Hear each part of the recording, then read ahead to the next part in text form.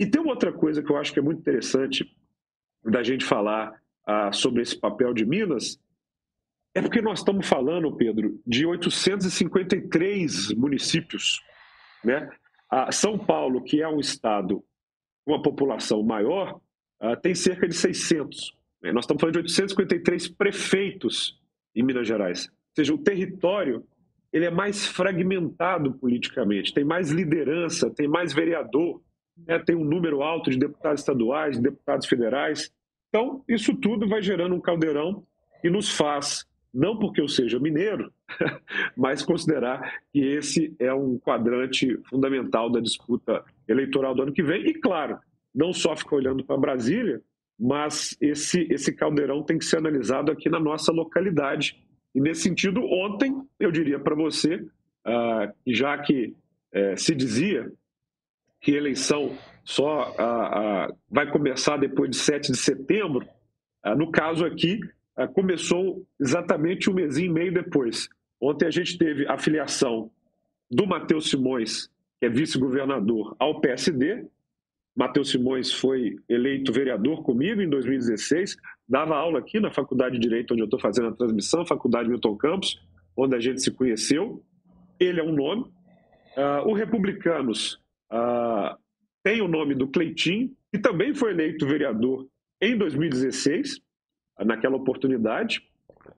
Tem ainda o Alexandre Calil, que está afiliado ao PDT, nesse momento sem os direitos políticos, pessoas não dizem isso, mas nesse momento ele está inelegível, buscando reverter uma decisão judicial que tirou dele os direitos políticos, mas ele também se elege em 2016. E você tem o Rodrigo Pacheco, que você citou, que tinha se eleito deputado em 2014 e tentou ser prefeito de Belo Horizonte em 2016 e ficou em terceiro lugar. Então, um ponto que eu mostro para ti também, Pedro, é que a gente está tendo uma mudança geracional no processo mineiro. E ainda podemos citar aí o Nicolas Ferreira, que é um candidato citado pelo Valdemar da Costa Neto, que foi eleito em 2020 vereador pela primeira vez. Portanto, agentes políticos estão pontuando nas pesquisas, estão sendo colocados, que representam uma mudança no cenário político mineiro. Por onde desse cenário repleto de mineiridades, com vários personagens conhecidos aqui meus, para não dizer todos, você quer começar? Rodrigo Pacheco. Eu quero que você me ajude a entender o que exatamente está acontecendo. Como é que você lê essa jogada? Porque, primeiro, você conhece política mineira muito mais do que eu, e segundo... Estou aprendendo. Tá claro. E segundo, e talvez mais relevante, eu não consegui fazer a costura para entender o jogo todo. Porque no momento... Davi Alcolumbre, presidente do Senado, está um bocado empenhado em fazer de Rodrigo Pacheco, ex-presidente do Senado, seu aliado, ministro no Supremo Tribunal Federal. Tem um conflito, evidentemente, não é só o Alcolumbre.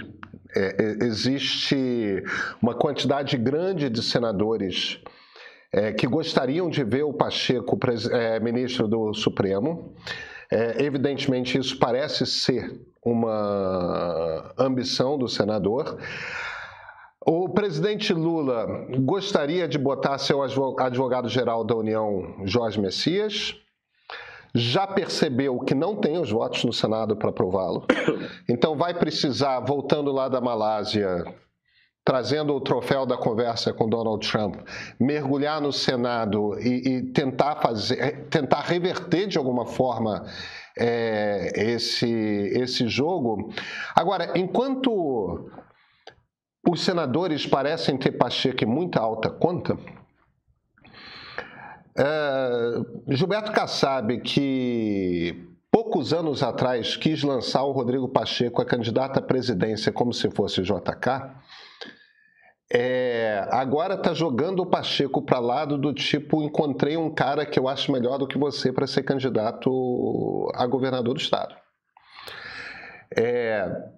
Tá tudo muito bom, tá tudo muito bem. Eu nunca entendi exatamente qual o atrativo do Pacheco, tá, Gabriel? Eu não acho ele um cara carismático, eu não acho ele um cara alto, meio tímido, meio...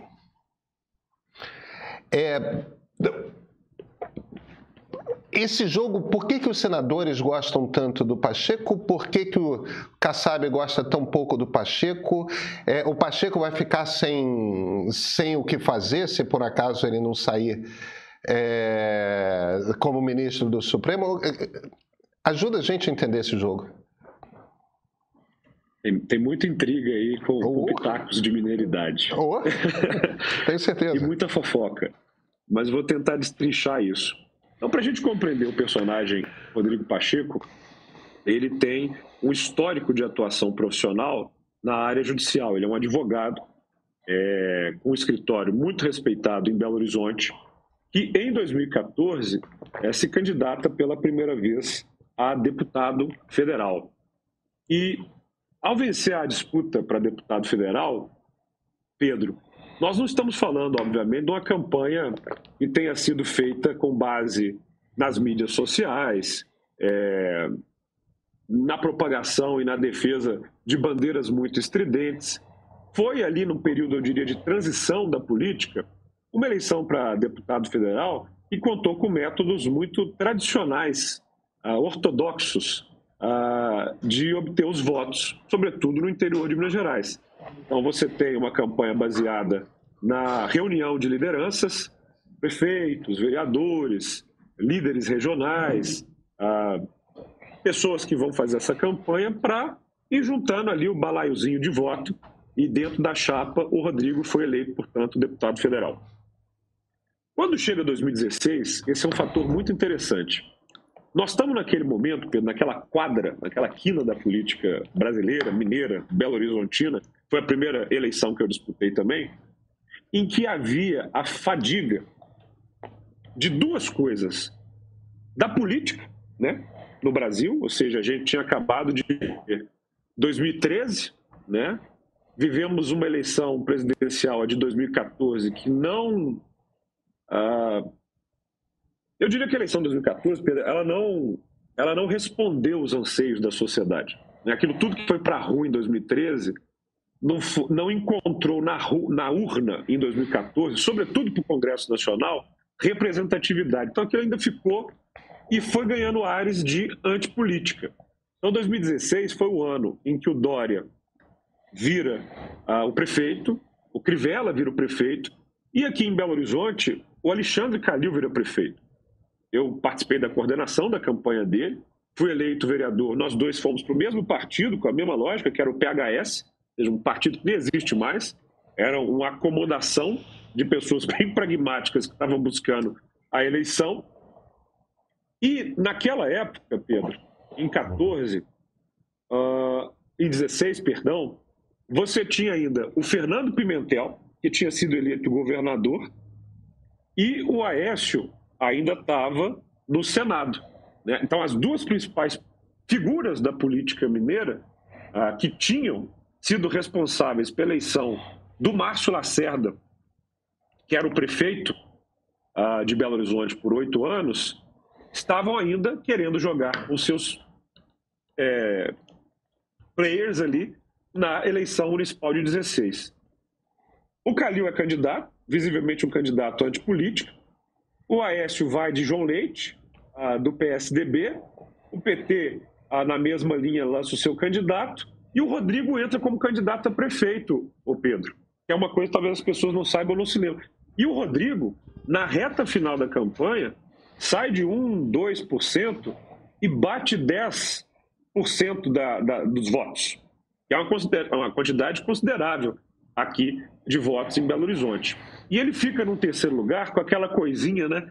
O político escuta e fala, se tivesse mais uma semana, se tivesse mais 2 semanas.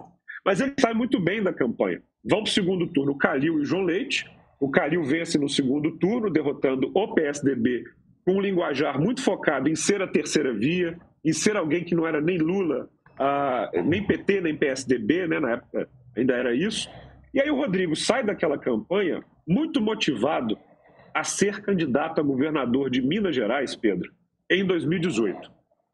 Ele já estava, então, naquela época, não mais no MDB, partido pelo qual ele disputou 16, e ele foi para o DEM. E ele queria ser candidato em 2018, aí posso contar uma história que já contei publicamente, mas ele me chama para ser o marqueteiro dele. Ele fala assim, olha, queria que você fizesse a minha campanha, a comunicação da minha campanha. Pode perguntar para ele depois, fica aqui registrado se eu estiver mentindo. E eu disse para ele assim, mas eu não vou ser seu marqueteiro, porque você não vai ser o candidato. Como não? Eu falei assim, ó, você viu o que fizeram com o Márcio Lacerda? O Márcio Lacerda tinha sido prefeito, estava construindo a campanha dele pelo PSB. Essa história que eu vou contar é importante para entender também uma parte do contexto atual. O Márcio Lacerda estava no PSB, estava com a campanha a 1000 por hora, mandando brasa para ser o candidato do governo de Minas, e aí via Pernambuco, Pedro, PSB nacional, PT, tiraram o Márcio Lacerda da disputa para que o PSB apoiasse a reeleição do Fernando Pimentel. E aí, Pedro, o que acontece? Sai o Márcio da disputa, mas não sai dos mineiros, em 2018, o sentimento de não querer um candidato que fosse Aécio ou Pimentel. E o Rodrigo se desenhava como esse candidato, que poderia, portanto, ocupar um espaço que iria tirar do jogo a hegemonia que o Aécio gostaria de recuperar para o PSDB. O que acontece depois que eu conversei assim com ele? Falei, você não vai ser candidato porque o DEM vai te tirar a candidatura, não vai te dar a legenda. Dito e feito, dias depois, baixa lá em Belo Horizonte a cúpula do DEM para anunciar o apoio à eleição do Anastasia. Ou seja, o Anastasia tinha ficado 4 anos fora do governo, lançam o Anastasia e aí criam essa operação, que é muito comum em Minas, que eu já vi algumas vezes, assim, de vamos juntar todo mundo para não dar espaço para ninguém concorrer. Então, o Anastasia era o candidato, PSDB, DEM, aquela constelação. Tiraram o Rodrigo Pacheco do jogo. E claro que ele ficou puto pra caralho, né, Pedro? Mas a ele foi dado a chance de concorrer para o Senado. E ninguém imaginava que eles iam ganhar, porque naquela época a Dilma marcava muito alto nas pesquisas. Ela estava com... A Dilma está eleita, vai ganhar a Dilma, não sei o que e tal. E aí, em 2018, a gente viu o que aconteceu. Os candidatos que todo mundo falava que iriam para o segundo turno ganhar, Anastasia e Pimentel, não capturavam o sentimento dos mineiros nas urnas, que não queriam ouvir falar de Aécio e de Pimentel, e eram os candidatos, né, que estavam ali no jogo. Márcio Lacerda fora, Rodrigo Pacheco fora, Zema, com 1%, Partido Novo, ninguém dando a menor pelota.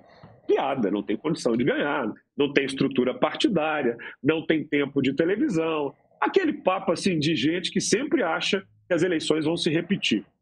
E claro, qualquer pessoa também teria que ter uma bola de cristal, né? Ninguém ia apostar um tostão no Zema naquela época. Só que, para além das pesquisas quantitativas, eu sempre digo que há as pesquisas qualitativas. O sentimento estava no ar. Quem captura o sentimento vence a eleição. E aí veio o imponderável que a gente ainda não tinha, que foi o atentado contra o Bolsonaro, a facada. Bolsonaro cresce e na reta final, Pedro, acontecem 2 coisas. A rejeição profunda ao PT e a luminosidade que se abate ao Bolsonaro. Zema vira no último debate da Globo e fala, a irritação completa do Partido Novo, se você não tem candidato a presidente, considere o Amoedo ou o Bolsonaro. É o único que da boca sai Bolsonaro no debate, a Anastasia não fala, Pimentel não fala. Então, aquele eleitorado antipolítico, insatisfeito, que ainda não tinha visto ninguém, viu aquela luzinha e foi para o Zema. E o antipetismo tragou na cabeça da Dilma Rousseff. O eleitor mineiro viu quais eram os senadores que estavam marcando posição melhor e despejou um caminhão de votos no Rodrigo Pacheco e no Carlos Viana. 2 candidatos a senador, e ninguém imaginava que fossem ser eleitos, mas que ganharam na reta final justamente porque encarnaram o antipetismo. E aí começa a maldição eleitoral do Rodrigo Pacheco. Por quê? Porque ele não é um cara muito à direita, ele é um cara até, eu diria, mais conservador em alguns aspectos, mas não é um sujeito à direita, não é extremista, não é antidemocrático, mas encarnou e foi eleito pelo antipetismo, e se confunde em alguns momentos com essa galera toda que eu citei. Então, ele foi eleito para impedir a Dilma de ser a senadora, isso em 2018. Corta para 22, ele está lá no Senado, mas antes disso, né, Pedro, o Davi Alcolumbre, que é um grande parceiro dele, tenta, inclusive, ficar na cadeira do Senado, mas não consegue. E aí escala o Rodrigo Pacheco para ser o sucessor do Davi e ocupar esse mandato presidencial do Senado, tampão. E as bênçãos vêm com suas maldições. O Rodrigo Pacheco é colocado numa cadeira que decide sobre impeachment ou não de ministro do Supremo Tribunal Federal. E, portanto, ao estar ali nessa cadeira do presidente do Senado e ser o cara que topa ou não topa abrir o impeachment, ele vira a última fortaleza, a muralha, em relação ao bolsonarismo. E começa o inferno na vida dele. Porque, obviamente, o bolsonarismo, sobretudo local, que se confunde com o eleitorado que colocou ele na cadeira de Senado, passa a vê-lo como um traidor, como alguém que não respeita aqueles votos que foram dados a ele como candidato que derrotou a Dilma. Ele, obviamente, na cadeira de presidente do Senado, se desgasta, aí eu também posso falar do ponto de vista das minhas conversas que tenho. Ele considera profundamente desgastante, Pedro, esse ambiente de mídia social, de bolsonarismo, de extremismo. Ele é aquele político moderado, mais conservador, das conversas, dos bastidores. Esse mundo das mídias sociais, da exposição, do embate, da gritaria em plenário, para ele, assim, são coisas e completamente execráveis do ponto de vista da política e do ponto de vista da política mineira que ele louva. Há nesse cenário ainda o personagem Alexandre da Silveira, que termina desembocado no mesmo partido que ele, o PSD. E os dois têm uma relação, sabe aquela coisa, amigas e rivais, que, na verdade, não se gostam. Eles podem dar a entrevista que eles quiserem aí, minha obrigação é com os fatos aqui no Canal B. Os dois não se gostam. E ainda tem um terceiro personagem em Minas, que é o presidente do PSD local, o Cássio Soares. O Cássio Soares deve a sua eleição ao Rodrigo Pacheco e é visto por vários do grupo do Rodrigo Pacheco como um traidor, como alguém que na política local, e aí não vou me demorar nessa explicação, rompe com o Rodrigo para se aliar ao governo Zema e ao vice-governador Matheus Simões. Faz um ano que o jornalista aqui do Estado de Minas e da Band, Orion Teixeira, preciso dar esse crédito para ele, deu um furo dizendo que o Matheus Simões iria para o PSD.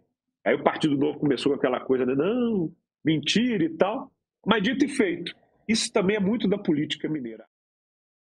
Vem conferir agora o melhor do meio. Com Plano Premium mais cursos, você acessa todo o acervo de conteúdos do meio, incluindo cursos de História, Política, Inteligência Artificial, Arte e Comunicação. E acabamos de lançar nesse acervo as aulas do curso sobre História da Arte, o Tempo e o Agora, com Yuri Quevedo, curador da Pinacoteca de São Paulo. É uma viagem que vai desde a perspectiva renascentista até as imagens que você vê hoje nas redes. E quem assina o Premium mais cursos também recebe a news diária mais cedo, tem acesso ao catálogo exclusivo do streaming e lê as matérias e entrevistas especiais com o nosso time de jornalistas e convidados. Tudo isso por R$ 70 por mês. Experimente em nomeio.com.br/seja premium.